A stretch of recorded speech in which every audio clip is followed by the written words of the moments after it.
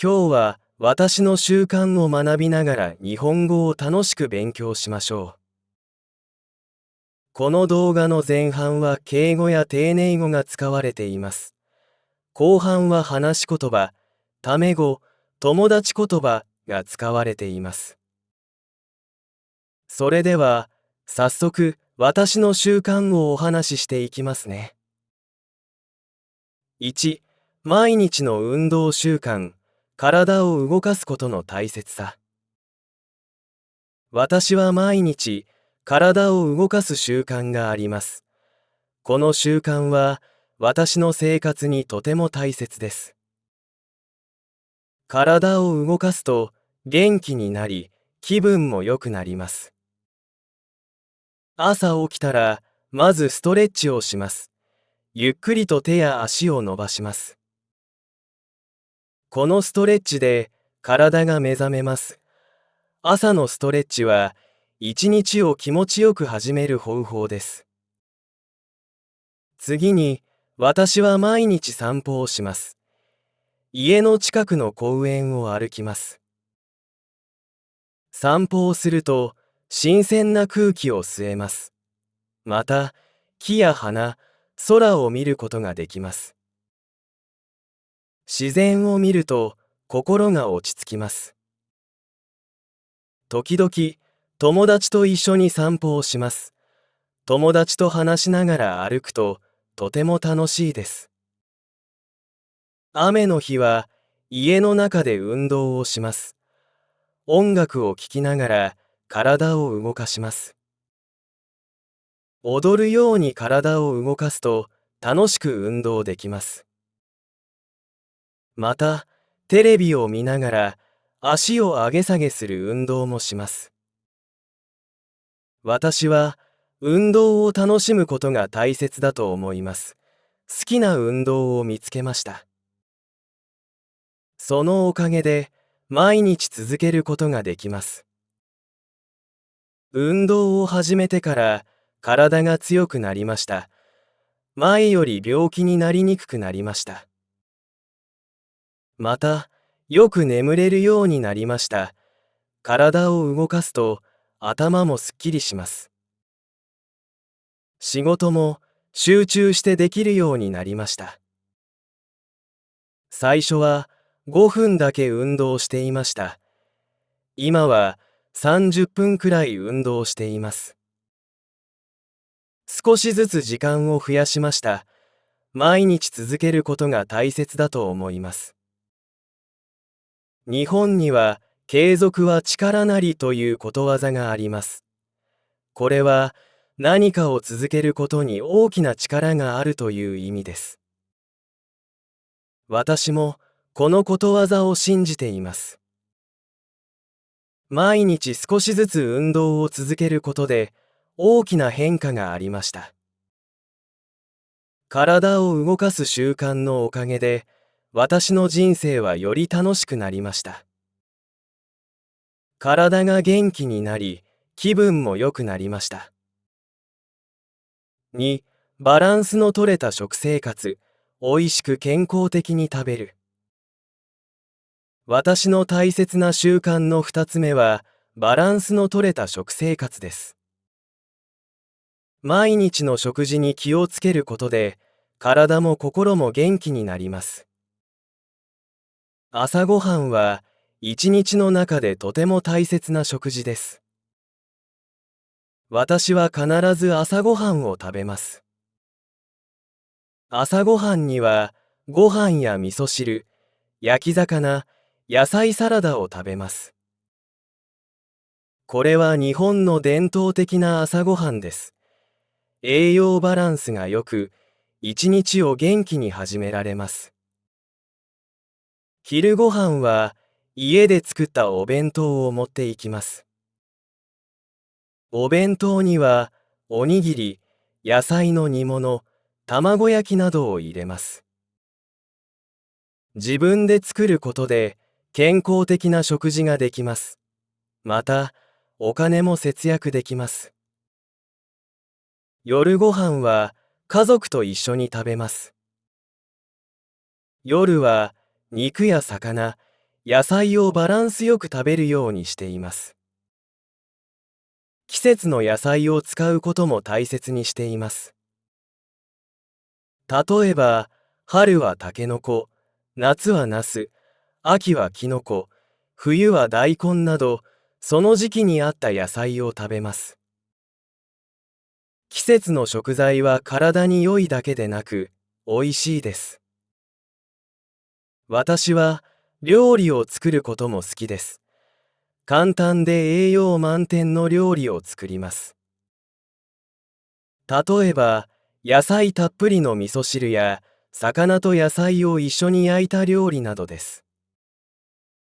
料理を作ることで、食べ物の栄養について学びます。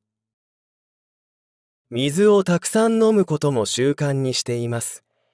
1日に6、8杯の水を飲みます。水を飲むと、体の中がきれいになります。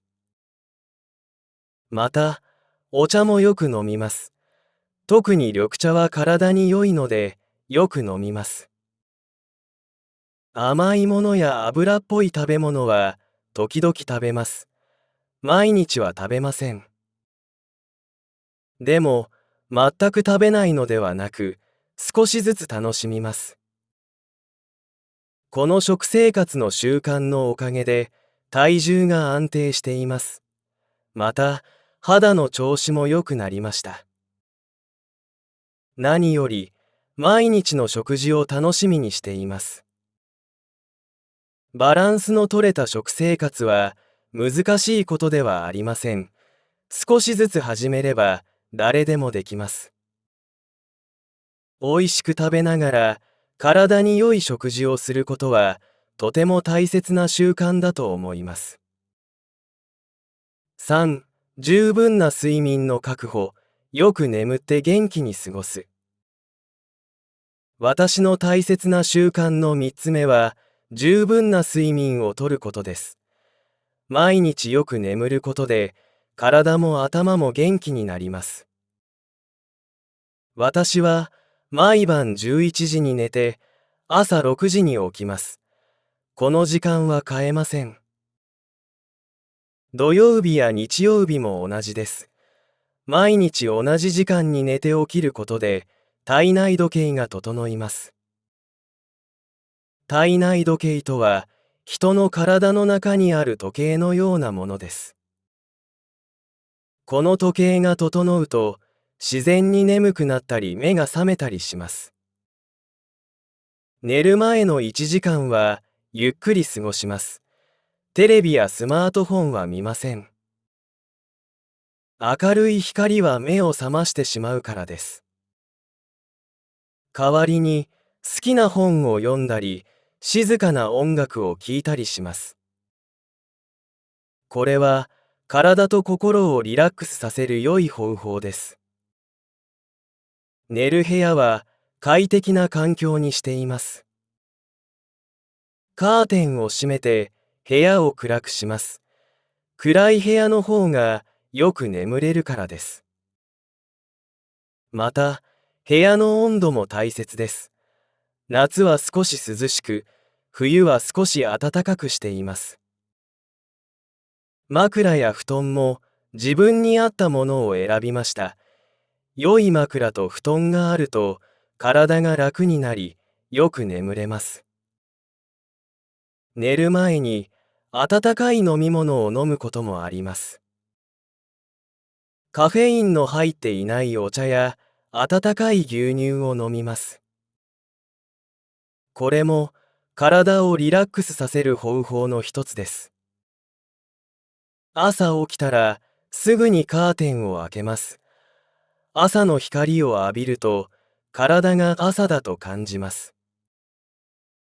そして前に話した朝のストレッチをします。十分な睡眠をとる習慣のおかげで朝すっきり目覚められるようになりました。日中も元気に過ごせます。仕事や勉強にも集中できます。時々夜遅くまで起きていたくなることもあります。でも、睡眠の大切さを知っているので我慢して寝ます。良い睡眠習慣は健康的な生活の基本だと思います。十分な睡眠をとることで毎日を元気に過ごせます。4. 人間関係を大切にする習慣、人とのつながりを深める。私の4つ目の大切な習慣は、人間関係を大切にすることです。人とのつながりは、幸せな生活に欠かせないと思います。この習慣で、周りの人々との関係がもっと良くなりました。まず、家族との時間を大切にします。毎日、家族と話す時間を作ります。夕食の時は、テレビを消して家族と話します。その日あったことや、楽しかったことを話し合います。休みの日は、家族で出かけたり、一緒に料理を作ったりします。友達とは、定期的に連絡を取ります。忙しくても、月に一度は会う約束をします。カフェでお茶を飲んだり、公園を散歩したりします。会えないときは、電話やメッセージで近況を伝え合います。職場の人とも、良い関係を作るよう心がけます。おはようございます。お疲れ様です。など、挨拶を大切にします。休憩時間には、同僚と少し話をします。仕事以外の話題で話すと、お互いをよく知ることができます。新しい人との出会いも大切にします。趣味のサークルや地域のイベントに参加します。そこで知り合った人と話をします。最初は少し緊張しますが、みんな同じ気持ちだろうと思うと話しかけやすくなります。人の話を聞くときは、よく聞くように心がけます。相手の目を見て、うなずきながら聞きます。相手の気持ちを理解しようと努めます。困っている人がいたら、できる範囲で手伝います。例えば、重い荷物を持っている人がいたら、お手伝いしましょうかと声をかけます。小さな親切が人とのつながりを作ります。誕生日や記念日にはメッセージを送ります。おめでとうの言葉と感謝の気持ちを伝えます。相手を思い出す良い機会になります。この習慣を始めてから、周りの人々との関係が深まりました。困った時に助けてくれる人が増えました。また、毎日がもっと楽しくなりました。人間関係を大切にする習慣は少しずつ始められます。最初は家族や親しい友達から始めるのが良いでしょう。そして少しずつ輪を広げていきます。5. 継続的な学習。いつでもどこでも学ぶ姿勢。私の5つ目の大切な習慣は継続的な学習です。毎日少しずつ新しいことを学ぶように心がけています。この習慣のおかげで頭が活発になり、人生がもっと面白くなりました。まず、毎日15分間本を読みます。朝、電車の中で読むことが多いです。小説や歴史の本、時には漫画も読みます。本を読むと、新しい言葉や考え方を知ることができます。次に、インターネットで新しい情報を探します。興味のある話題について、毎日少しずつ調べます。例えば、料理のレシピや世界の文化、最新の技術などです。知らなかったことを知るのはとてもワクワクします。言葉の学習も大切にしています。私は日本語が母語ですが、英語の勉強も続けています。スマートフォンのアプリを使って毎日5つの新しい単語を覚えます。外国の友達と話すとき、この習慣が役立っています。仕事に関係する新しい技術も学びます。オンラインの講座を受けたり、専門書を読んだりします。最初は難しいこともありますが、少しずつ理解できるようになります。趣味を通じても学びます。私は料理が好きなので、新しいレシピに挑戦します。失敗することもありますが、それも良い経験だと思います。料理を通じて、食材や栄養についても学べます。時々、美術館や博物館に行きます。展示物を見ながら、歴史や文化について学びます。説明を読むのは少し大変ですが、知らなかったことを知るのは楽しいです。友達や家族との会話も学びの機会だと思います。人それぞれ違う経験や知識を持っているので、話を聞くだけでも新しいことを学べます。この習慣を始めてから、日々の生活がもっと楽しくなりました。新しいことを知る喜びを感じられるようになりました。また、人との会話も増えました。学んだことを話題にできるからです。継続的な学習の習慣は誰でも始められます。興味のあることから少しずつ始めるのが良いでしょう。毎日少しずつ続けることが大切です。6、時間管理と優先順位の設定。大切なことから順番にする。私の6つ目の大切な習慣は、時間管理と優先順位の設定です。この習慣のおかげで、毎日やるべきことをうまくこなせています。朝、起きてすぐに今日のスケジュールを確認します。スケジュール帳に書いてあることを見て、今日何をするか思い出します。そして、その日にやるべきことを紙に書きます。書いたことに順番をつけます。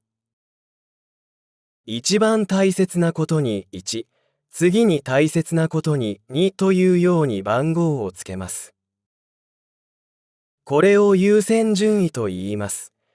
優先順位をつけると大切なことから順番にできます。大きな仕事は小さく分けます。例えば、レポートを書くという仕事があれば、資料を読む、メモを取る、文章を書くと分けます。小さく分けると少しずつ進められます。時間の使い方も工夫しています。集中して仕事をする時間と休憩する時間を決めています。例えば、45分仕事をして15分休憩します。この方法を使うと長い時間集中できます。急に予定が変わることもあります。その時はすぐにスケジュールを直します。柔軟に対応することも大切だと思います。夜、寝る前に明日のスケジュールを確認します。そして、明日着る服や持ち物を準備します。朝、慌てないようにするためです。この習慣を始めてから、時間を無駄にすることが少なくなりました。やりたいことをする時間も増えました。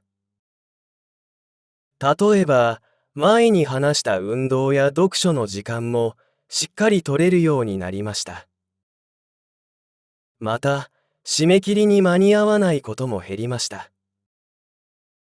仕事や勉強が終わった後の自由な時間も増えて、生活にゆとりができました。時間管理は最初は難しいかもしれません。でも、少しずつ始めれば誰でもできるようになります。自分に合った方法を見つけることが大切です。7、ストレス管理とリラクゼーション、心と体をリフレッシュする。私の7つ目の大切な習慣は、ストレス管理とリラクゼーションです。毎日の生活で心と体を休める時間を作ります。この習慣のおかげで元気に過ごせています。まず、毎日10分間深い呼吸をします。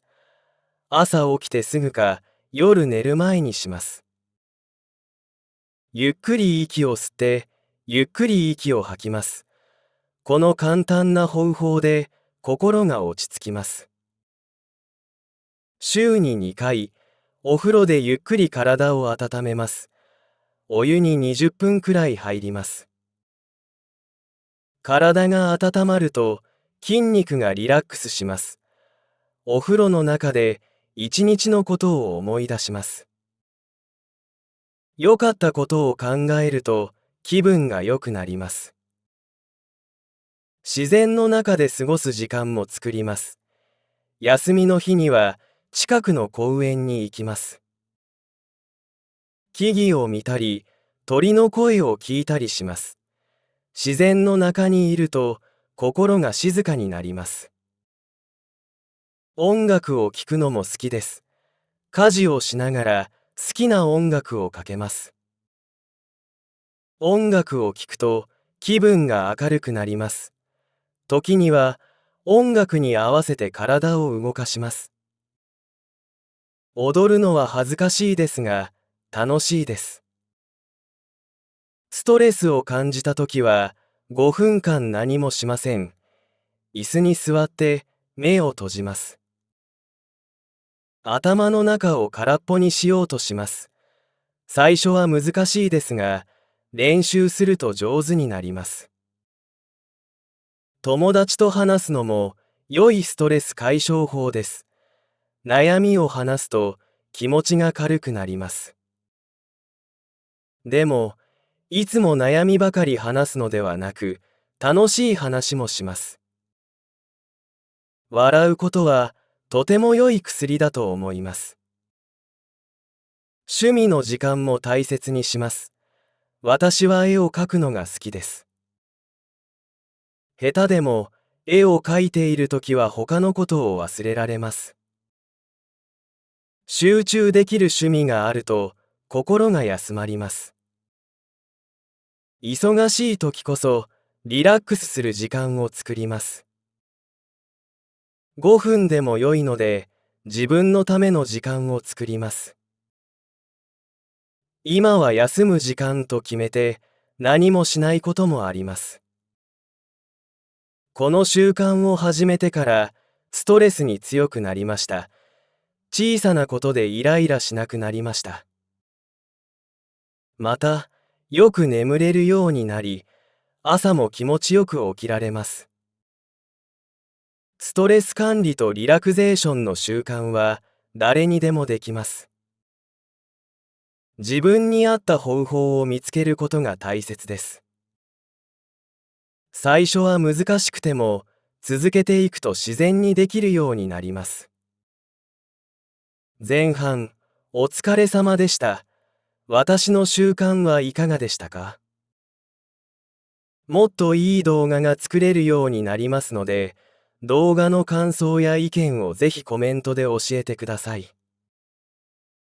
後半では家族や親しい友達と話すときに使う話し言葉で話します。また、振り仮名がない文章です。漢字を読むための練習をしたり、話し言葉の学習にぜひお役立てください。それでは、後半を始めていきますね。1、毎日の運動習慣、体を動かすことの大切さ。俺は毎日運動するのが習慣になってるんだ。この習慣って、俺の生活にとってすごく大事なんだよね。体を動かすと元気になるし、気分もめっちゃ良くなるんだ。朝起きたら、まずストレッチするんだ。ゆっくりと手や足を伸ばす感じ。これで体が目を覚ますんだよね。朝のストレッチって、一日を気持ちよく始めるためにいいんだ。それから、毎日散歩もしてるよ。家の近くの公園を歩くんだ。散歩してると、新鮮な空気が吸えるし、木や花、空なんかも見れる。自然を見ると、心がすごく落ち着くんだ。時々、友達と一緒に歩くんだけど、友達と話しながら歩くのは本当に楽しいよ。雨の日は、家の中で運動するんだ。音楽を聴きながら体を動かすと、踊るみたいに楽しく運動できるよ。あと、テレビを見ながら足を上げ下げする運動もやってる。運動を楽しむことって大事だと思ってる。自分が好きな運動を見つけたから、毎日続けられるんだよね。運動を始めてから、体が強くなったし、前より病気にもなりにくくなった。あと、よく眠れるようにもなったんだ。体を動かすと頭もすっきりするから仕事にも集中できるようになったよ。最初は5分だけ運動してたんだけど、今は30分くらいやってる。少しずつ時間を増やしてきたんだ。毎日続けることが大事だと思うよ。継続は力なりって言葉があるけど、俺もそれを信じてる。毎日少しずつ運動を続けてきたことで大きな変化があったんだ。体を動かす習慣のおかげで俺の人生はもっと楽しくなった。体が元気になって気分もすごく良くなったんだ。2、バランスの取れた食生活、おいしく健康的に食べる。俺が大事にしてる習慣の2つ目はバランスの取れた食生活だよ。毎日の食事に気をつけることで体も心も元気でいられるんだ。朝ごはんは一日の中で特に大事な食事だから必ず食べるんだ。ご飯、味噌汁、焼き魚、野菜サラダなんかを食べてるよ。これは日本の伝統的な朝ごはんで栄養バランスも良いから一日を元気にスタートできるんだ。昼ごはんは家で作ったお弁当を持って行ってる。おにぎり、野菜の煮物、卵焼きなんかを入れて。自分で作ることで健康的な食事ができるし、ついでにお金も節約できるんだよね。夜ご飯は家族と一緒に食べるんだ。夜は肉や魚、野菜をバランスよく食べるようにしてるよ。季節の野菜を使うのも大事にしてて、春はタケノコ、夏はナス、秋はキノコ、冬は大根みたいに。その時期に合った野菜を食べるんだ。季節の食材は体にもいいし、何よりおいしいんだよね。料理を作るのも好きなんだ。簡単で栄養満点の料理を作ってて。例えば野菜たっぷりの味噌汁や魚と野菜を一緒に焼いた料理とかね。料理を作ることで食べ物の栄養についても学べるんだ。水をたくさん飲むことも習慣にしてる。1日に6、8杯は飲んでるよ。水を飲むと体の中がきれいになるし、お茶もよく飲んでる。特に緑茶は体に良いからよく飲んでるんだ。甘いものや油っぽい食べ物はたまにしか食べないけど、全く食べないわけじゃなくて、少しずつ楽しんでる。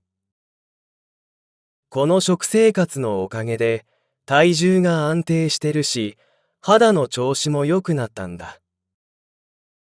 そして何より、毎日の食事が楽しみになってるよ。バランスの取れた食生活って、実はそんなに難しくないんだよね。少しずつ始めれば誰でもできるし、美味しく食べながら体に良い食事をするって、本当に大事な習慣だと思うよ。3、十分な睡眠の確保。よく眠って元気に過ごす。俺が大切にしてる習慣の3つ目は、十分な睡眠をとることなんだ。毎日しっかり眠ることで、体も頭も元気になるんだよね。俺は毎晩11時に寝て、朝6時に起きるようにしてるんだ。この時間は変えないようにしてて、土日も同じ時間に寝て起きてる。毎日同じ時間に寝て起きることで、体内時計が整うんだ。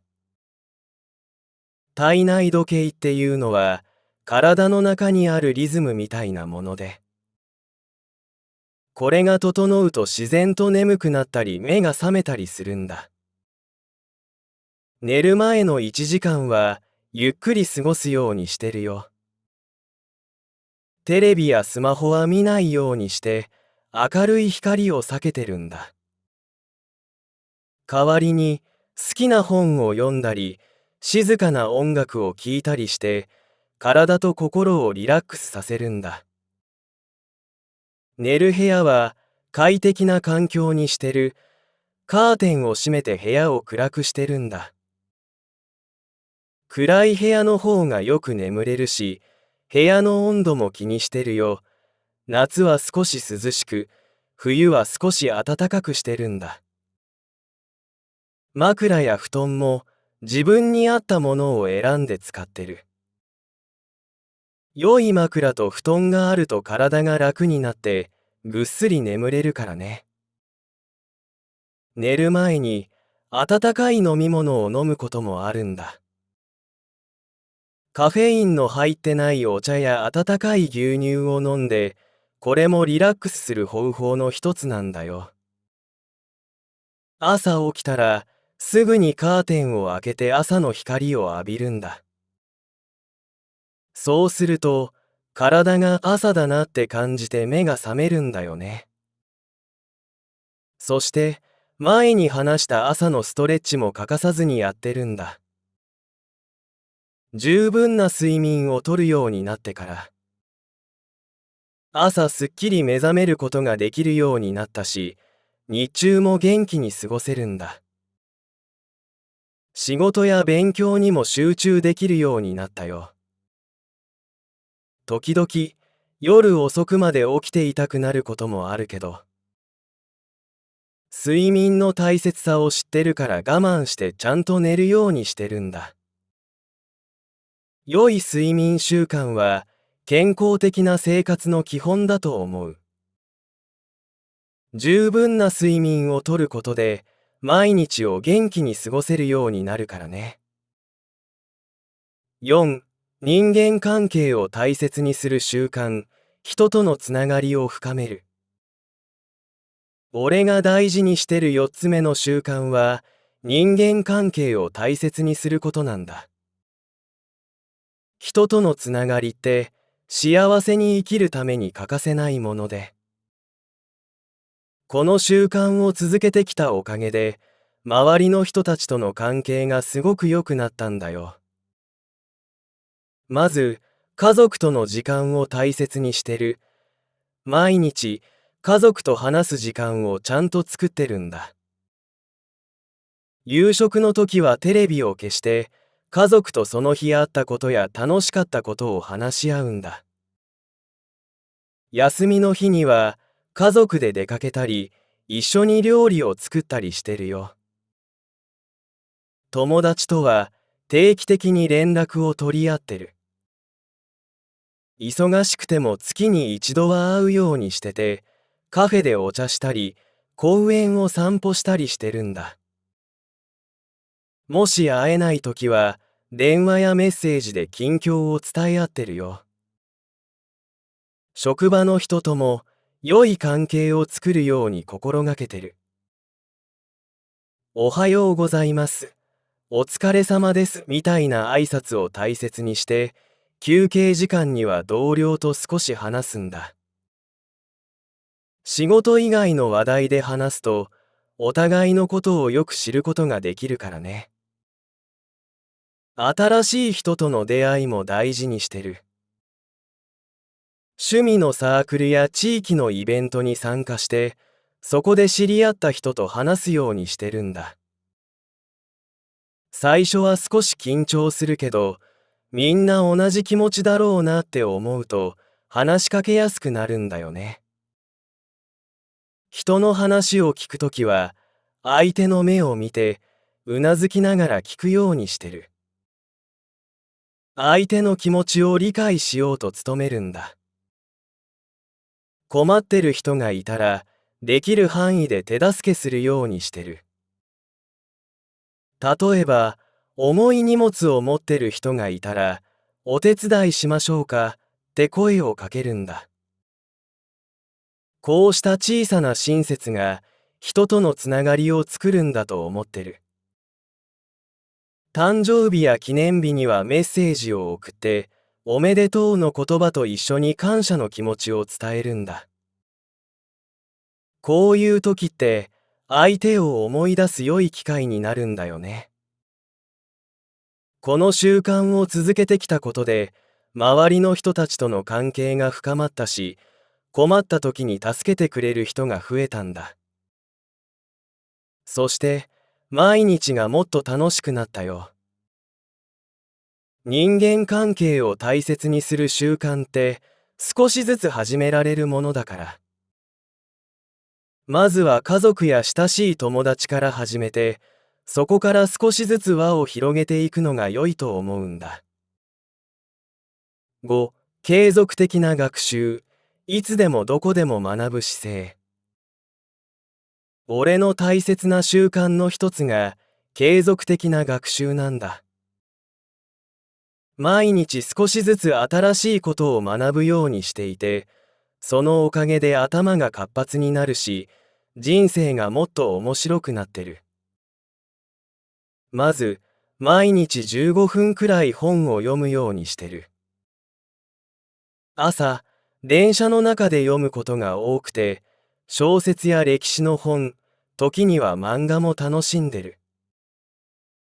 本を読むと新しい言葉や考え方に出会えるのがいいんだよね。次に、ネットで新しい情報を探すのも日課だ。興味のある話題について、毎日少しずつ調べるようにしてる。例えば、料理のレシピや世界の文化、最新の技術なんかが気になるんだ。知らなかったことを知るのって、すごくワクワクするんだよね。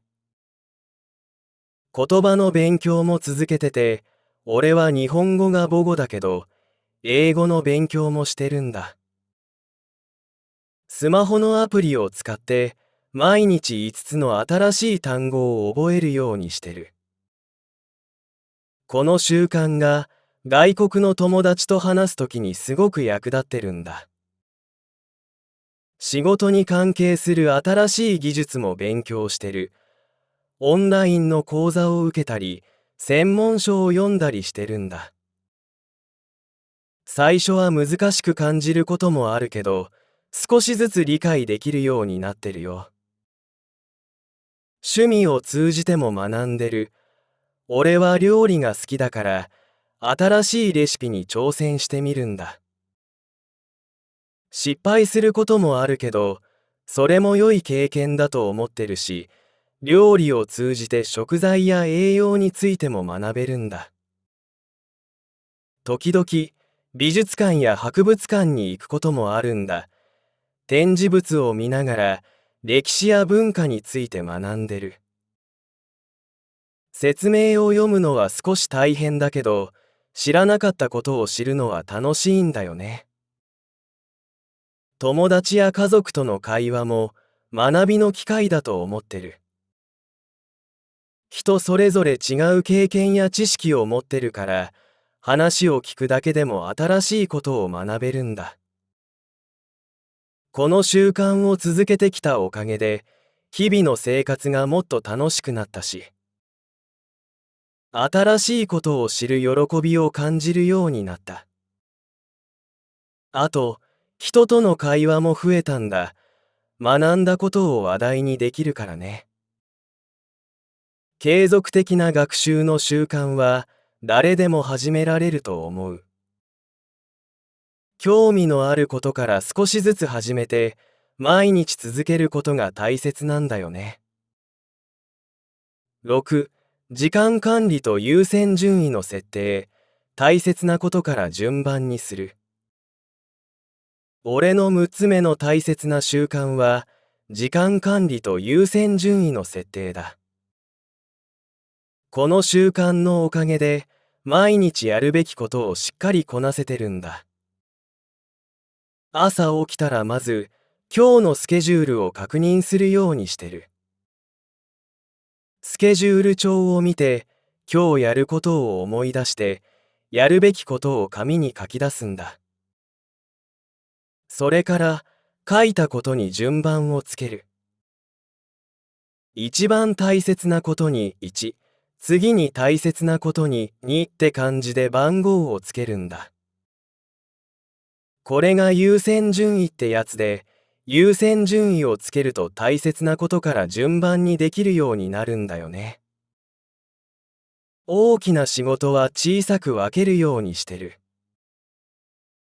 例えば、レポートを書くって仕事があれば、資料を読む、メモを取る、文章を書くみたいに分けるんだ。小さく分けると、少しずつ進められるから気が楽になるんだ。時間の使い方にも工夫してて、集中して仕事をする時間と休憩する時間を決めてる。例えば、45分仕事して15分休憩するって感じだ。この方法だと、長い時間でも集中できるんだ。急に予定が変わることもあるけど、その時はすぐにスケジュールを直すようにしてる。柔軟に対応することも大切だと思うんだ。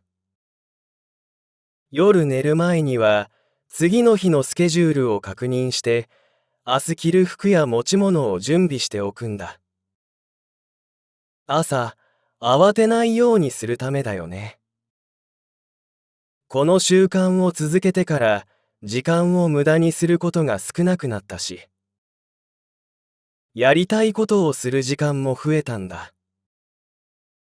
例えば、前に話した運動や読書の時間もしっかり取れるようになったよ。締め切りに間に合わないことも減ったし、仕事や勉強が終わった後の自由な時間も増えて、生活にゆとりができたんだ。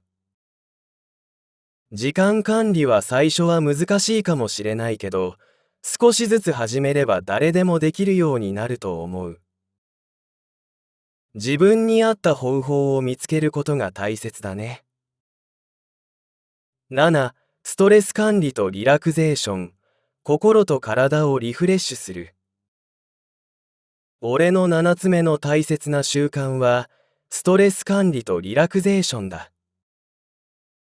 毎日の生活で心と体を休める時間を作るようにしてて、そのおかげで元気に過ごせてるんだ。まず、毎日10分間、深呼吸するんだ。朝起きてすぐとか、夜寝る前にやってる。ゆっくり息を吸って、ゆっくり息を吐く。この簡単な方法で心が落ち着くんだよね。週に2回はお風呂でゆっくり体を温めるようにしてる。お湯に20分くらい入るんだ。体が温まると筋肉がリラックスするし、お風呂の中で一日のことを振り返るんだよね。良かったことを考えると気分も良くなるんだ。自然の中で過ごす時間も大事にしてて、休みの日には近くの公園に行くんだ。木々を見たり、鳥の声を聞いたりするだけで心が静かになるんだよね。音楽を聴くのも好きで、家事をしながら好きな音楽をかけたりしてる。音楽を聴くと気分が明るくなるし、時には音楽に合わせて体を動かすこともあるんだ。踊るのは少し恥ずかしいけど、楽しいんだよね。ストレスを感じたときは、5分間何もしない時間を作るんだ。椅子に座って目を閉じて、頭の中を空っぽにするようにするんだ。最初は難しいけど、練習すればだんだん上手くなるよ。友達と話すのも良いストレス解消法だね。悩みを話すと気持ちが軽くなるし、でもいつも悩みばかりじゃなくて、楽しい話もするんだ。笑うことは本当に良い薬だと思うんだよね。趣味の時間も大切にしてる。俺は絵を描くのが好きで、下手でも絵を描いているときは他のことを忘れられるんだ。集中できる趣味があると心が休まるんだよね。忙しい時こそリラックスする時間を作るようにしてる。5分でも良いから自分のための時間を作って、今は休む時間だって決めて何もしないこともあるんだ。この習慣を続けてからストレスに強くなったし、小さなことでイライラしなくなったんだ。あと、よく眠れるようになったし、朝も気持ちよく起きられるようになった。ストレス管理とリラクゼーションの習慣は誰にでもできると思う。自分に合った方法を見つけることが大切だし、最初は難しくても続けていけば自然にできるようになるよ。後半、お疲れ様でした。最後までご覧いただきありがとうございました。私の習慣はいかがでしたか？もっといい動画が作れるようになりますので、動画の感想や意見をぜひコメントで教えてください。また、もっとたくさんの動画を作れるようになりますので、ぜひグッドボタンとチャンネル登録をよろしくお願いします。それではまた別の動画でお会いしましょう。